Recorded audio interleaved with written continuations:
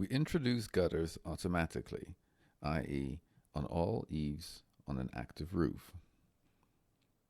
We enter the properties of the gutters to specify, among other things, the size and type of cross-section. We approve the changes and the gutters are introduced.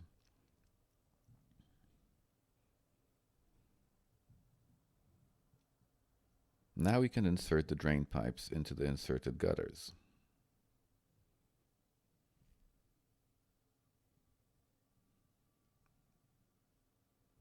If we have a given area, then after clicking on the place where the drain pipe is inserted into the gutter, an element will be inserted from the gutter to the ground.